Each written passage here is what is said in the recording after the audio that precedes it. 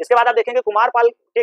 बड़नगर अभिलेख में, बड़नगर अभिलेख कह सकते हैं, प्रशस्ति कर सकते हैं, प्रशस्ति में हमें इनकी जो उत्पत्ति का जो साक्ष्य देखने को मिला है वह चोलुक से, यानी कि आप देखेंगे कि जो ब्रह्मा के चोलुक यानी कमंडल से इनकी उत्पत्ति का साक्ष्य हमें देखने को मिल जाता है। उसके बाद आप देखेंगे कि इस वंश की जो उत्पत्ति हुई है वो अग्निकुंड से हुई है। दूसरा जो हमें साक्ष्य देखने को मिलता है वो अग्निकुंड से हुई है, जो कि राजपूतों की उत्पत्ति के मतलब कह सकते हैं राजपूतों में से एक हमें देखने को मिले हैं। उसके बाद आप देखेंगे कि इस वंश का एक और भी हमें जो उदाहरण है वो देखने को मिल जाता है। इस वंश की जो उत्पत्ति हुई है वो ब्रह्मा के पुत्र जो थे अग्नि उनसे हुई है, और इस प्रकार से हम देखेंगे कि यह जो वंश है वो चंद्रवंशीय कह सकते हैं कि क्षत्रिय के रूप में जो है वो अपनी जीविका निभाते हैं, ये अपने आप में दिखता है। उसके बाद आप देखेंगे इनकी जो राजनीतिक हमें केंद्र देखने को मिलता है, राजनीतिक कह सकते हैं केंद्र के रूप में जहाँ पे इनका हमें मुख्य स्थान देखने को मिलता है वो हमें दक्षिणी गुजरात की एक मृगुकच्छ नामक एक जगह, यानी कि आज के अगर हम आज के शासनकाल में देखें उसे भड़ौच के नाम से जानते हैं, तो गुजरात के भड़ौच में जो है वो स्थित था। उसके बाद हम देखेंगे इस वंश का जो हमें पहला शासक देखने को मिला है